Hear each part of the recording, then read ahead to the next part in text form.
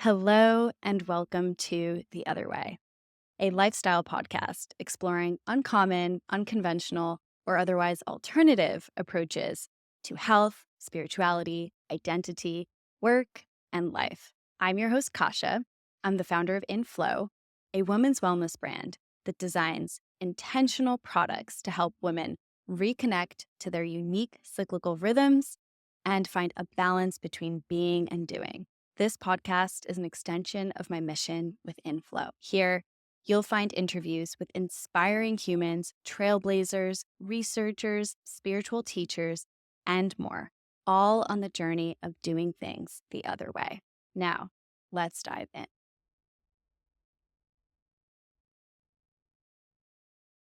Hello, everyone, and welcome back to the podcast.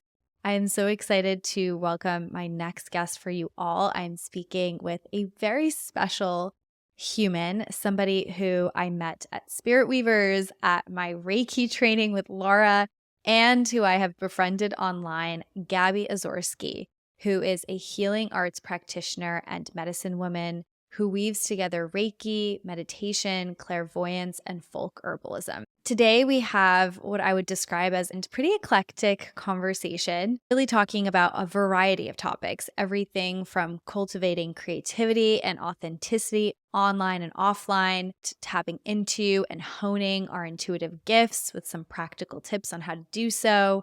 We discuss what is Reiki, we discuss the connection between Reiki and meditation. We talk about daily practices and rituals for connecting with the divine, and even practical topics like balancing discipline while cultivating flow, the power of cycles, seasonal, daily, and monthly in our routines.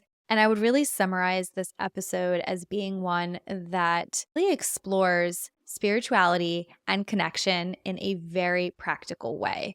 One of the things that I absolutely love about Gaby is that she has a very disciplined yet intuitive spiritual practice. And with about 30% of Americans currently identifying as spiritual but not religious, learning to cultivate our own spiritual practice for those of us who want to connect to something deep, I think is so important, yet can feel really daunting at times. And I loved getting a little bit of a peek behind the scenes to what Gaby's spiritual practice looks like and how that really weaves into the practical sides of running a business, her deeper practices of Reiki, and so much more in a way that is really accessible for everybody listening. So without further ado, let's jump on in, and I hope you enjoy this.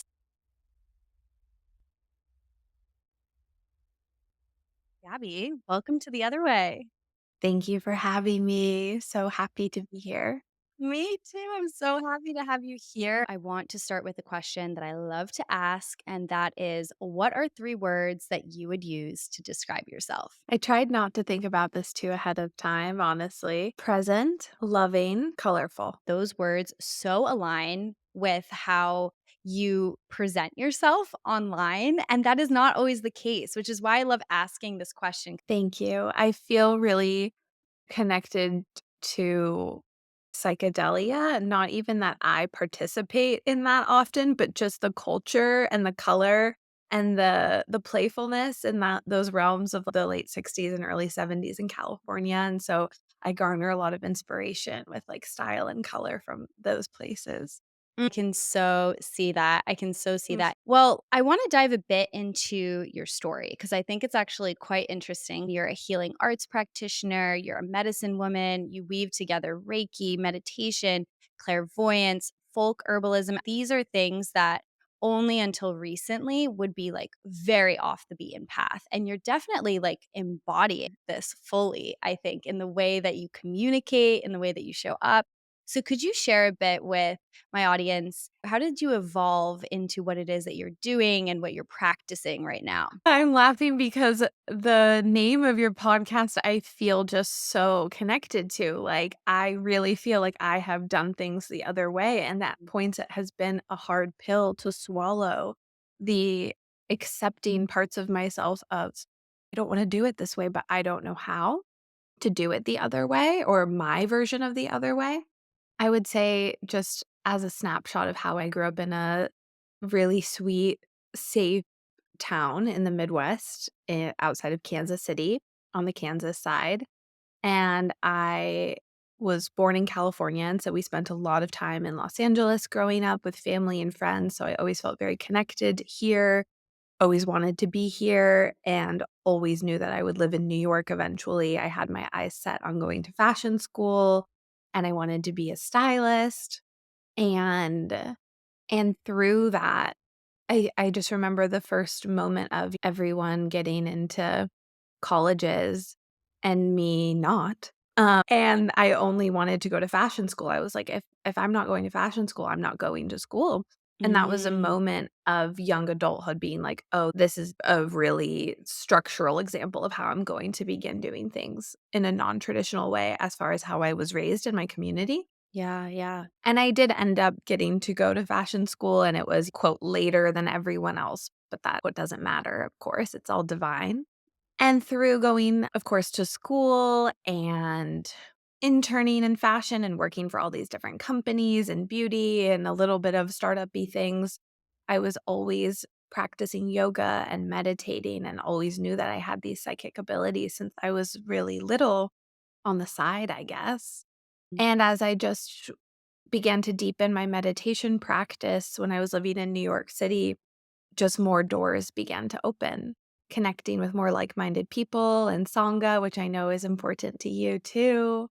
And just having these moments of, I would call them awakening. I know that's a very trendy word. To Mm. me, it just means a moment of realizing something that's true for you, coming into connection with something greater than yourself. And so I was having all these moments really rapidly, and it just got to the point where I really started to experimenting, listening to my intuition. Like, Mm, mm. I feel like it's a gift and a curse to go through the experience of having something that you planned out turn out a different way. Like I can so relate to what you're sharing with you're almost in a way like gifted with the being forced onto a different path than quote unquote society tells you you should be on. And I honestly celebrate those moments nowadays. I don't think that that's something that I personally would have felt at the time. By the way, being somebody who has had so many drawbacks, you and I talked about on your podcast about my evolution into tech, and I was talking about what I had been doing there. But to be fair, like I have an English degree, like I don't code, like there's so many things that were so different about my path in like trying to get to where I was going. And I look back at those now and I'm like, wow, what a gift. But at the time, it was the worst thing ever. And so I have mhm, to say, I think it says a lot about how grounded you are and who you've become, partially probably because of having this experience of taking a detour so early on. And I think it's really impressive. thank you. And yeah, I agree absolutely. And also, as someone who works so intimately with people now and helping them, guiding them, just being a reflective mirror for them to find their own center, their own grounding, their own meaning for their own lives, I feel such a deep understanding and gratitude that I faced all of this at such a young age, starting in elementary school with these different challenges of feeling different and struggling with different anxieties and moments of darkness and depression. So that right now, I'm not even 30, I am able to have alchemized so much so that I can be in service to people. And that means so much to me that I can be in this place now. And of course, life is wondrous, and I have no idea what will even happen tomorrow. But I feel grateful for that, looking back on it. Yeah. So let's dive into the following of your intuition. And I commend you for doing that so strongly because you're speaking to somebody who really it took up until my Saturn return, like age 30, to start to trust that enough to make different choices. But those intuitive hits, they come early on. So what did that look like for you? Learning to tune into what is intuition versus fear, right? Because there's a lot of noise intermingled there. And how did you learn to trust those intuitive hits and take that journey? I just started doing a lot of research, listening to podcasts, listening to other psychics who I respected at the time and the way that they would be talking about all of these different clairs, clairvoyance, clairsentience, clairaudience, all of these different ways of knowing. It was like, oh, you don't have to be in just one way, in the way of the spooky woman with the crystal ball or whatever.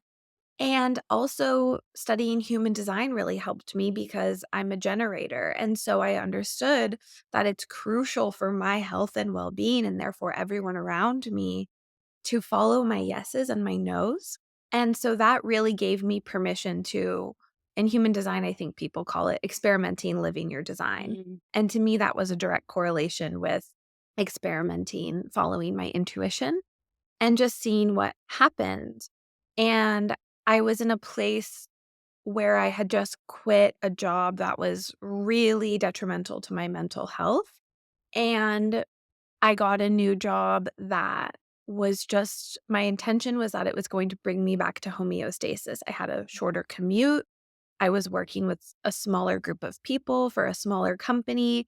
I had less physical time in front of the computer, but my skills were still growing. At that time, I was steering into moving out of customer service and e-com into creative production and styling for e-com. And so it was gentle but relevant for my career as a, I don't know, I guess I was like 23-ish then. And so I was setting myself up to have more space to figure out who I am. Mm. And there would be days after work that people would say, "Hey, like, we're all going to get drinks. Do you wanna go get drinks?"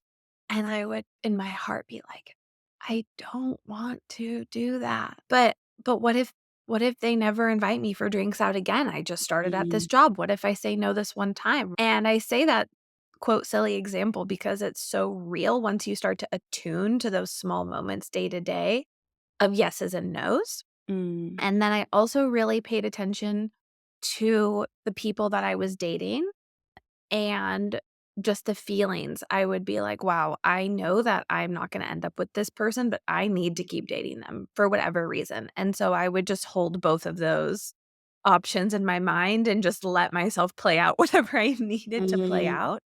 And then the more that that I followed all of these threads as often as I can down to what kale I'm buying at the grocery store, then your quote trust muscle, I feel like I'm saying a lot of quote things today, whatever. Then your trust muscle begins to develop and strengthen. So if you have 1,000 moments in one day where you can be making a decision, which is true, especially if you live in a city, then if you can align with your true self in all of those moments, then when it comes time to make big decisions, it's so much easier because you already know what it feels like somatically in your body, in your heart, in your mind, in your emotions for that yes or no. Or I've learned with myself that if it's a maybe, it's a no. If I'm not sure, it's a no. But if I'm curious to know more, then it's a yes. It doesn't have to be this. Yes. It can just Mm. be like, hmm, that's interesting. I wonder what that could bring while leaving myself space to maybe arrive and change my mind. I think that's so huge because in our day to day, it can be so easy to tune into the shoulds around us. For the majority of us, we're intellectualizing every single decision that we forget about the wisdom found within our bodies. And so I love how you bring up this example of our intuition is speaking to us in every single moment. Do we want tea this morning or coffee? Do we want that glass of wine or not? Do we want to go left or right on our walk? Using those small examples to prime our intuition can be such a powerful way to start to hone that skill. Does your intuitive do your intuitive hits come through in a clairvoyant way, clairsentient, clairaudient? What does that look like for you? For me, the strongest is clairsentient, narrowly followed by clairvoyant. And sentient, clairsentient is where you can feel it in your You body? feel, and Okay. it just feel I don't know how else to explain it. It just feels like a yes or a no for me. And it's interesting because if you look at my human design chart, it says my strongest sense is feeling. And Mm. so it's also amazing how I have my friends and my family reflect that back to me too. if I say, "I don't know, it just doesn't feel right for me," then everyone's, "Then don't do that thing. You know yourself. I trust your intuition." And it's amazing because they can only do that because they've seen me trust my own intuition so many times and follow those feelings. Mm. And so many miraculous things have happened. For example, finding Reiki. I Mhm. decided to sign up for a Reiki training because I felt curious and I thought it was interesting. That was it. And And then on now you're a Reiki master, right? Yes, and it's Mhm. like a daily part of my life. I have 3 Reiki books just sitting to my left here. I have my altar to my right. It is a huge way of how I live my life. And Mm.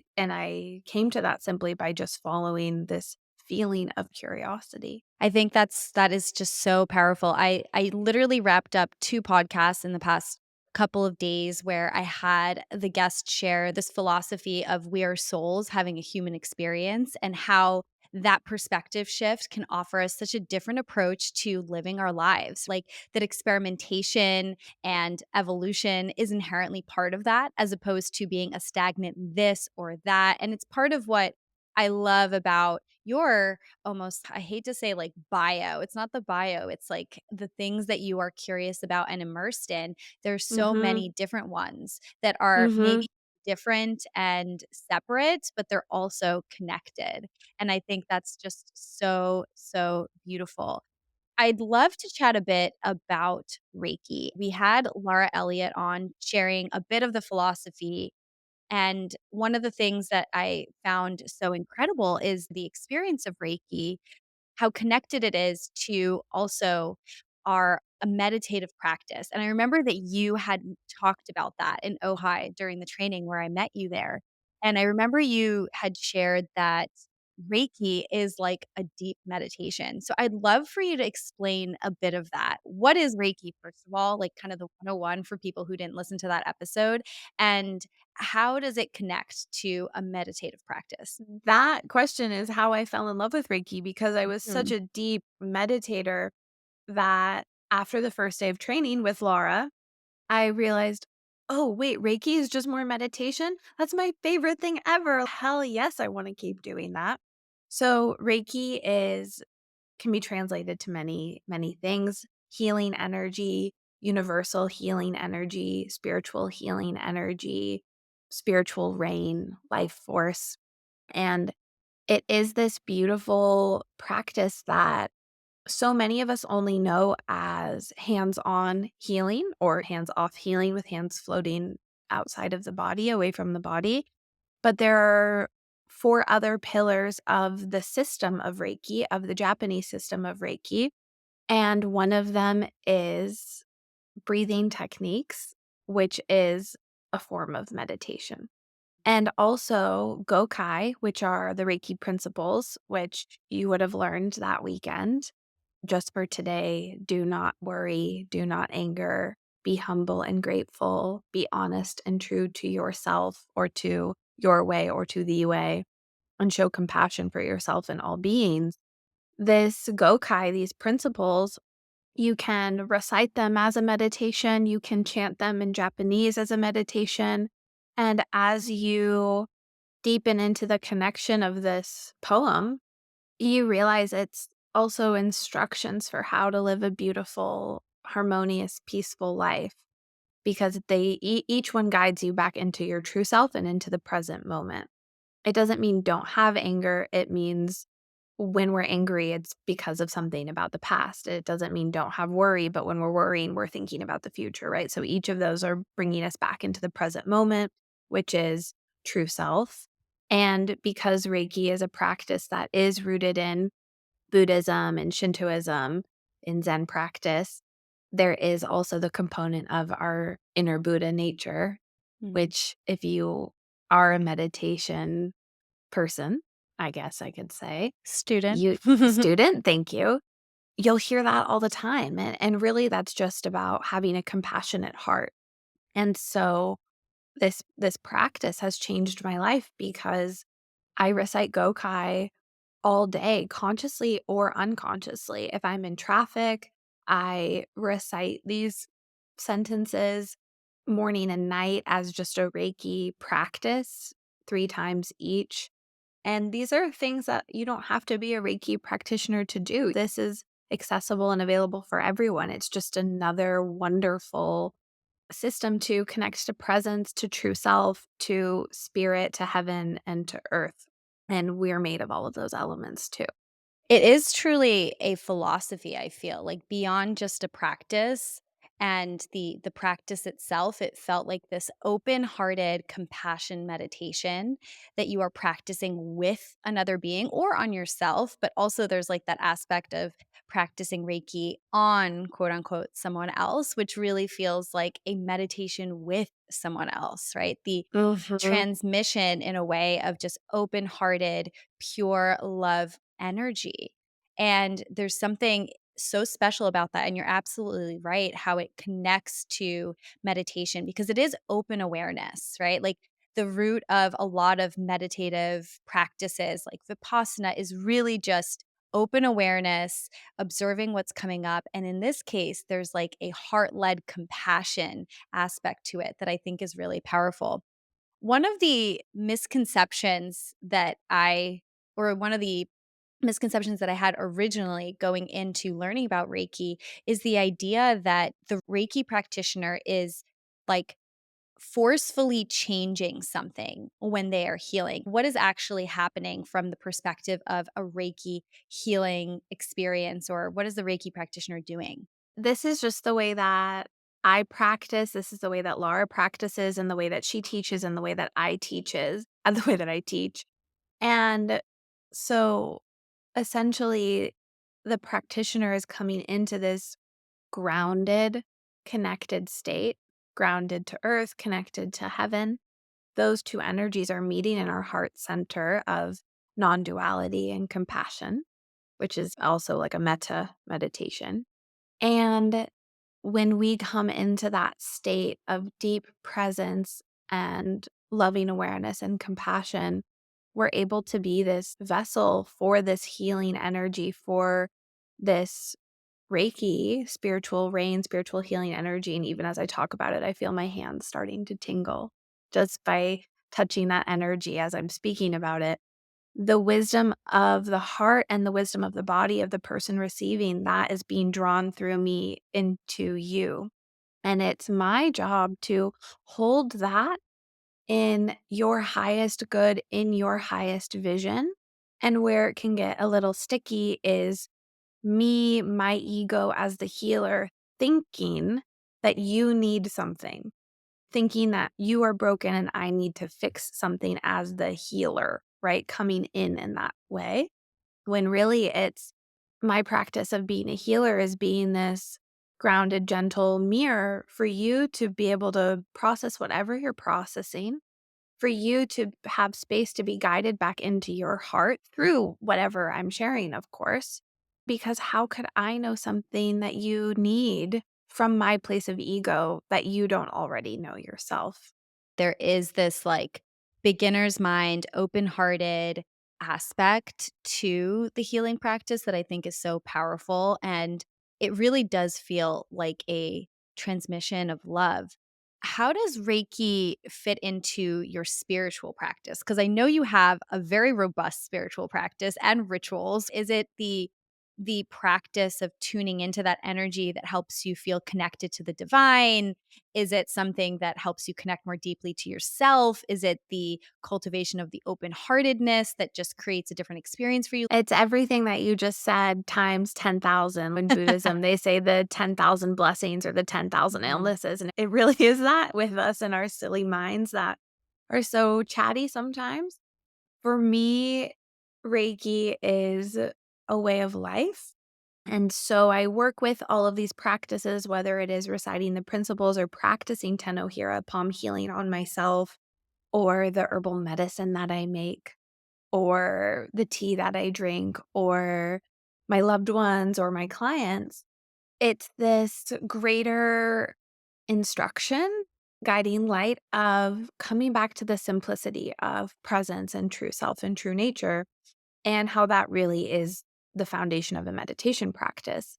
And if we also think about, some of the other things I practice, like reading tarot, where Mm. I'm really connecting to my clairvoyancy and other psychic knowings and senses, my Reiki practice helps me be grounded so that when I'm in those other places, I'm not just floating away. There's something very grounding about it because you're tuning into the sensation in your body, in your hands, in your feet, pulling up from the earth as well. So there is that grounded aspect. I love that.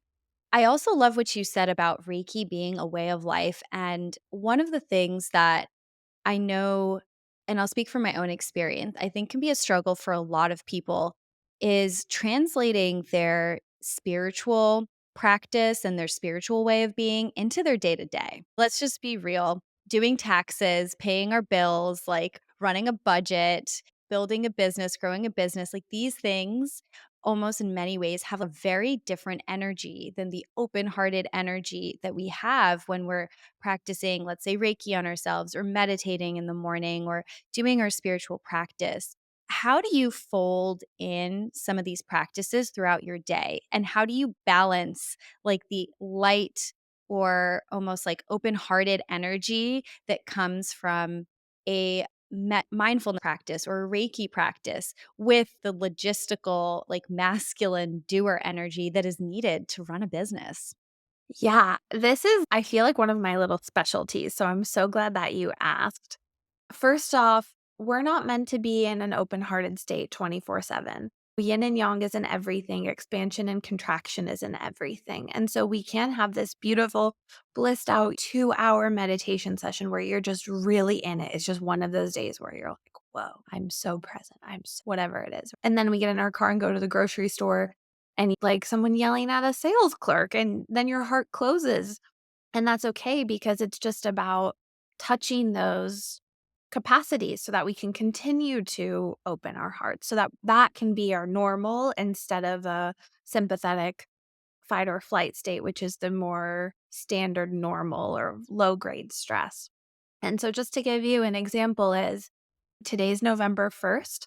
And so after we have this lovely conversation, I am going to do my EOM tasks. That's what's on my to-do list after this.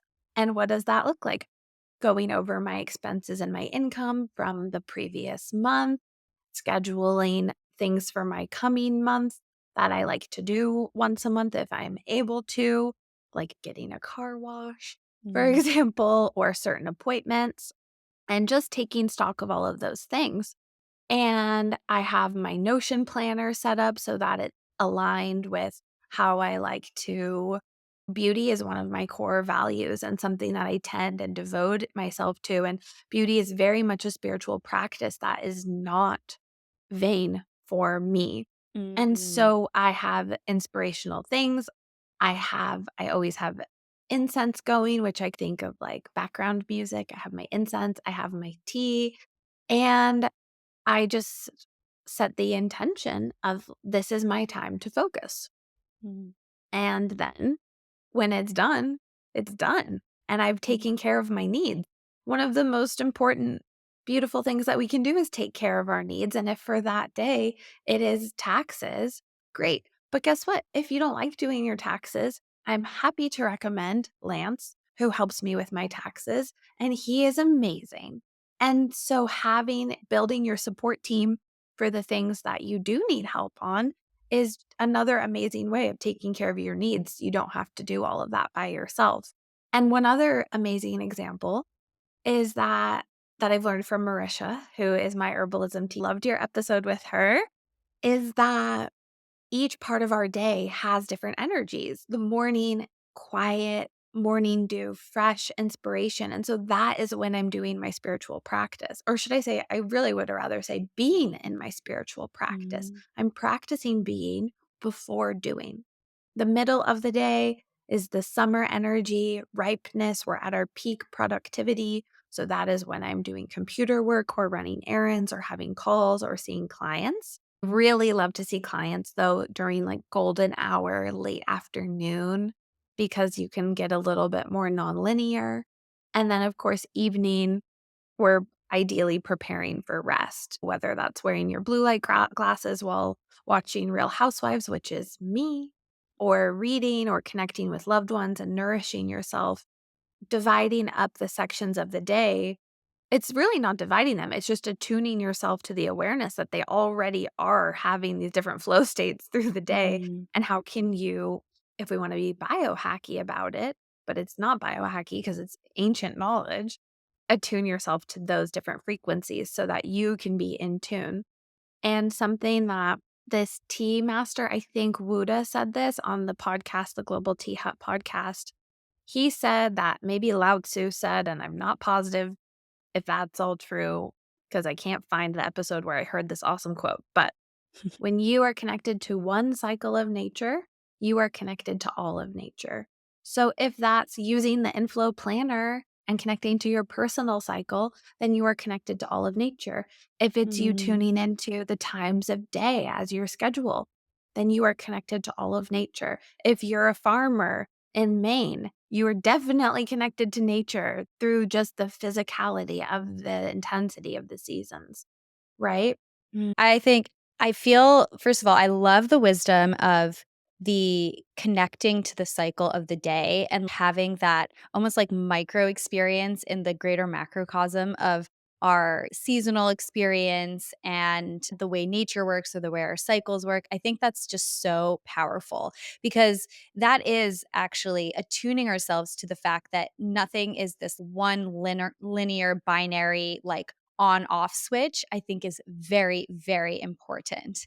And that is something that I think is often lost. A lot of us will wake up, chug the cup of coffee and immediately go from 0 to 100, completely ignoring the fact that that is not how the day functions, right? There is a reason why, or there's a very, maybe not like, I don't want to say reason, but almost ancient wisdom in the fact that the sun slowly rises and there's a transition from total darkness to dark within light and then light within dark and then light within light, and it cycles like that throughout the day, and that can be mirrored in our seasons and our cycles as women. I think that's so beautiful to start to bring that into our day without saying, oh, okay, that intense doer energy, the taxes and the energy that comes with that is bad. And then this kind of reflective spiritual energy is good. I think that's really powerful. And just to reiterate, asking for support, the things that you don't love doing. Look at your human design. Is it something that you're feeling resistance to because of other things you need to look at? Or is it just I can do this, but I do not want to, and so I'm going to delegate it? One other thing that I think I noticed you mention is the power of presence. I heard Thich Nhat Hanh talk about this, about the fact that the mindfulness practice can be taken off of our cushion, like off of the meditation, that the meditation is actually the practice, and that there's something so meditative, for lack of a better word, and mindful about being present in your experience of focus, right? And so even Mhm. if the taxes, let's just say you don't have Lance and you're doing it yourself because that's the stage of life you're in, or if you're, I don't know, even at work in a meeting, like how can you bring all of yourself to that experience? And then suddenly it feels very different, right? Versus the future thinking. I feel like this is such a common pattern that I can so relate to is the future thinking of, okay, well, this is the meeting. What do I have next? Or this person is speaking. What am I going to say next in response to that can be like a very common pattern. So bringing presence and focus to whatever it is that you're doing almost feels like bringing like your meditation and spiritual practice into the day to day in a way, right? You're not almost doing it. You are doing it. You are being it.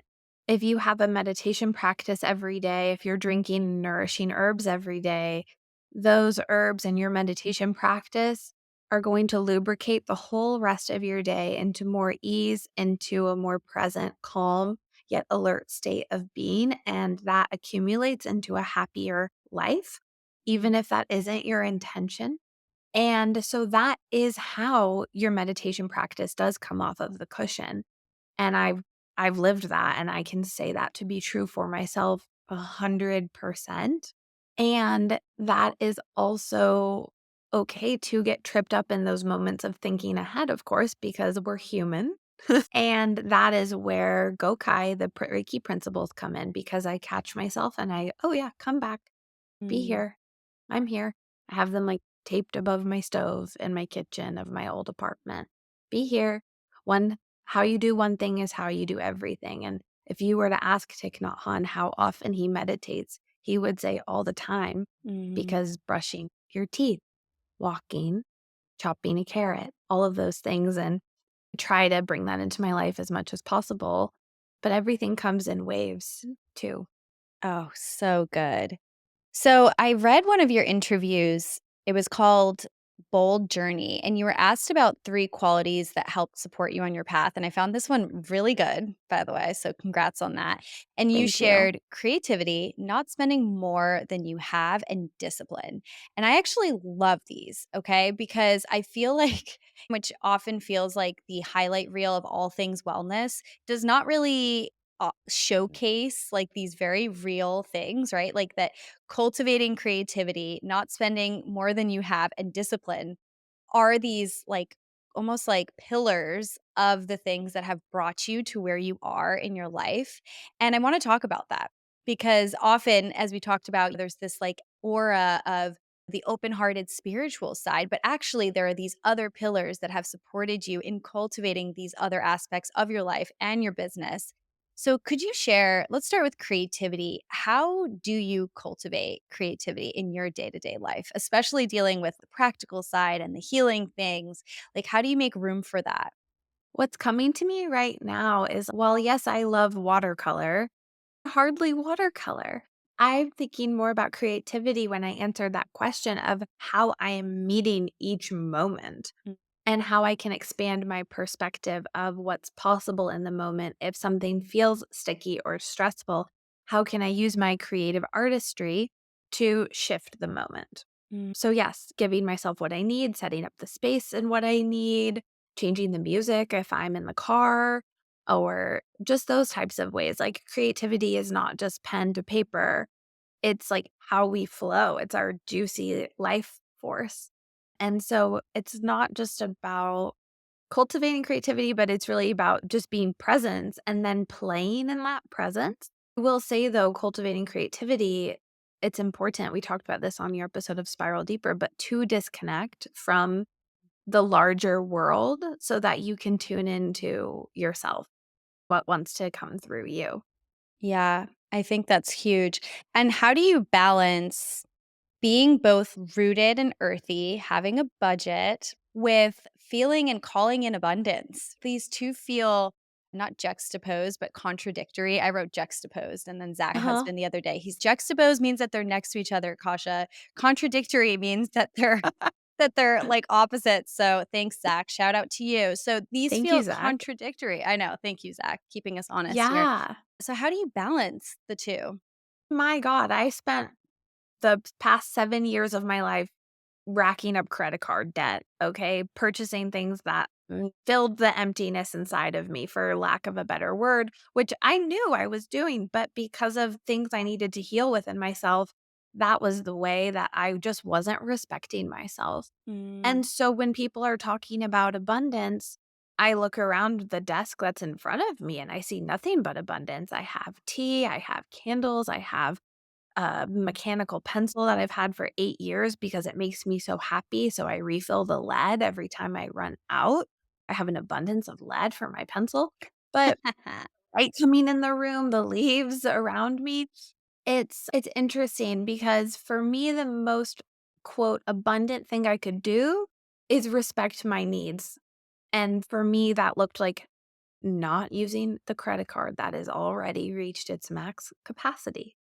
For me, being in tune with abundance for myself is saying, okay, why am I itching to go spend something and buy something right now? Do I want to connect with people? Do I want to go walk around? Do I want to garner inspiration? Why am I fixating on this roll on deodorant or whatever when I have a deodorant already? And how can I tap into my creative abundance to maybe be gifted one for free or something, right? And playing Mhm. in that way when all of my needs are already met. The thing is I feel so many people talk about abundance because maybe they're coming from a place of holding too tightly and that Mm. they actually need to treat themselves. I was coming and still am consciously working on this every day, coming from a place of I treat myself whenever the hell I want to. So let me like tighten that up a little bit and reframe what a treat is. Yeah, of being able to pay my bills. Ah, That's actually such a powerful reframe. I came from 2 immigrant parents, but we went through a lot of financial issues growing up. My parents, on multiple occasions, lost everything, and we were in a lot of debt as my dad tried to build his next business. So I remember acutely being so aware of those things when I was a child, not being able to buy something would feel like the ultimate, ooh, trigger, like, "I'm not okay, I'm not safe right now, like, I can't afford this." And so for a while in my life, saving felt that way too, where not saving, but saying no to not buying something would bring up that same feeling. But to reflect what you shared, when you start to create a budget, which feels contradictory because it's something so structured, when you start to get clear on, okay, what are some of those bigger financial goals that you're yearning for and that you're moving towards, it feels like an investment towards that. It's not that mhm, you're restricting, like saying, "Oh, no, I can't have that." It's that you're choosing something else by making a conscious choice. It's a mindful mhm. choice. It's still abundant, just in a different way. 100%. Mhm. Just as coming back to that presence, what do I need? And how can maybe saying no to one thing be saying yes to something else? Another just like financial thing that I remind myself all the time is I don't want to be pinching pennies 10 years from now. Uh-huh. I'd rather be doing that now so that I don't have to do that then. And not saying I'm pinching pennies, I don't like really associate with that language, so I don't know why that just came out of my mouth. It's just I'm really focusing on tending this fertile soil beneath me of the foundation of my future, and that's what that looks like for me right now. 100%. 100%. How do you balance being disciplined with tuning into your intuition? Sometimes your intuition is saying X, but you need to show up for Y. How do you honor that? Yeah, let me take a moment with this question. I really work with discipline when it comes to habits. When starting a meditation practice, I highly recommend being disciplined in that practice. And to me, what that looked like is every day at 8 a.m. to 8:20, I am meditating.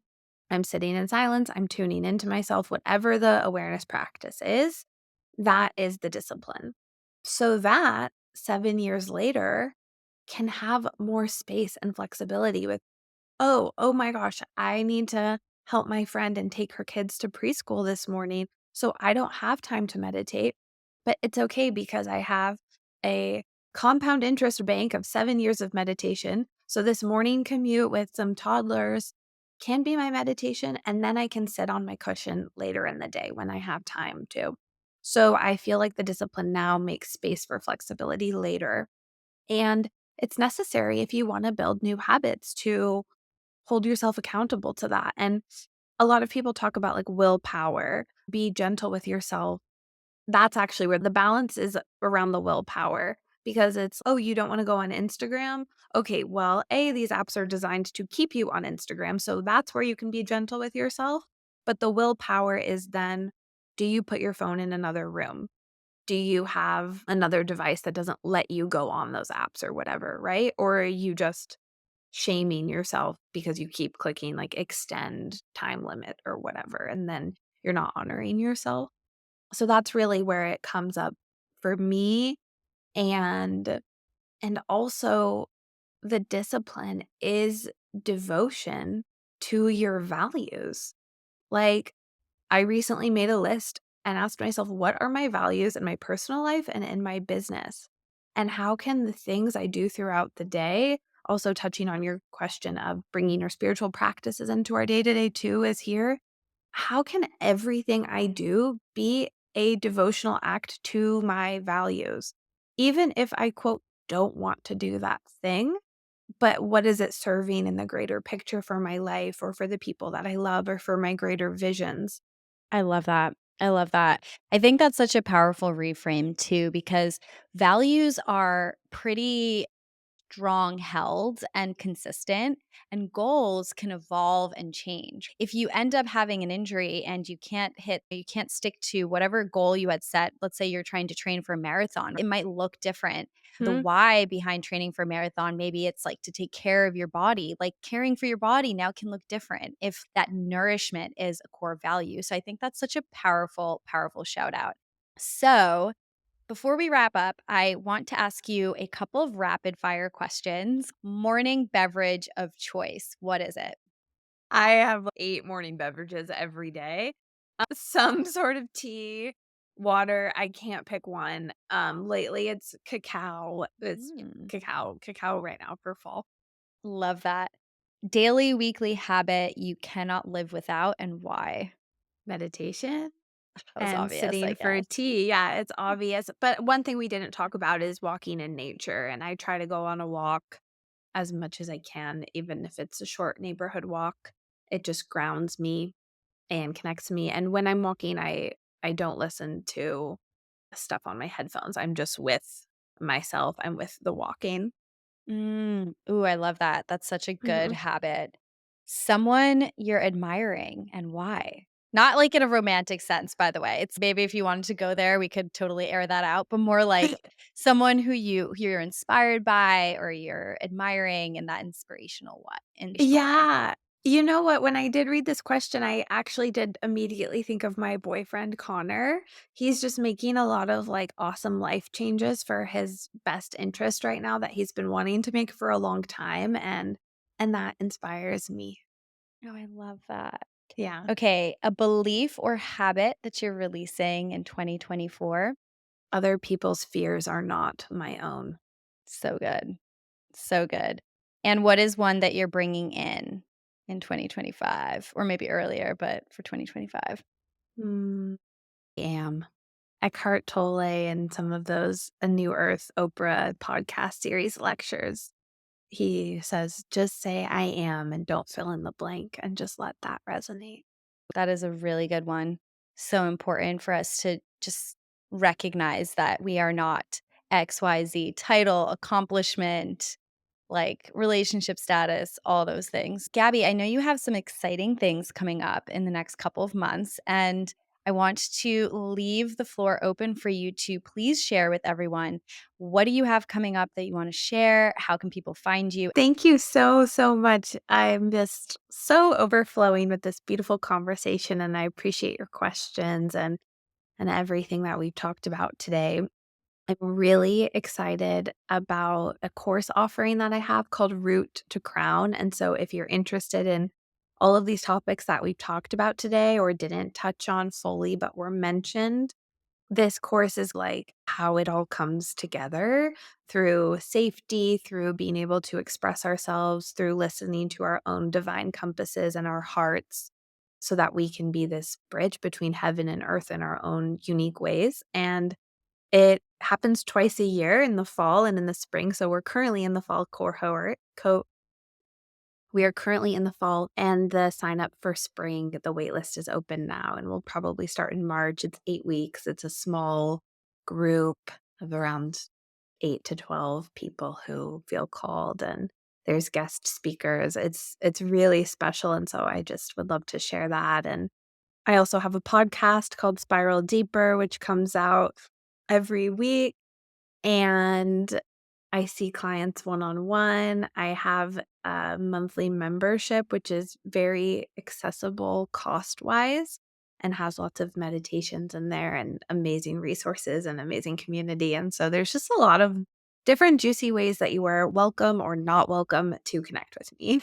And you know what I love, and we didn't say this explicitly, we touched a lot about spiritual practice and discipline. And even in the Reiki sense, we talked about the power of almost having an open hearted meditative experience with others. And one of the things that I just think is so important, and this probably resonates with a lot of the people listening here, is that something like 30% of Americans these days they identify as spiritual but not religious. And I think that there's like this void around how do I connect deeper to that. And this Mhm. is what I absolutely love, this blend that you're offering with your root to crown program and then even the flower portal. Like it starts to bring some of these things together where people can explore these different aspects of a practice, of specific tools around spiritual connection, but to do that in community is just so, so valuable. Really And to excited do it about in that. your own way. Thank you. Yes. Yes. Yeah. Yes. Mhm. Gabby, it was such a joy to have you on. Thank you so much for joining us today.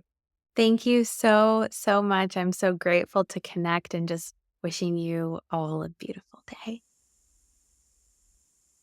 Thank you so much for tuning into The Other Way.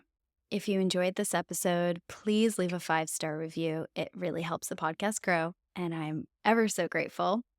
If you want to stay connected, you can find information on how in our show notes. And finally, if you're curious about inflow and want free resources around cyclical living or moon cycles, check out inflowplanner.com. And of course, for all my listeners, you can use the code podcast10 for 10% off any purchase. All right, that's all for today. See you next time.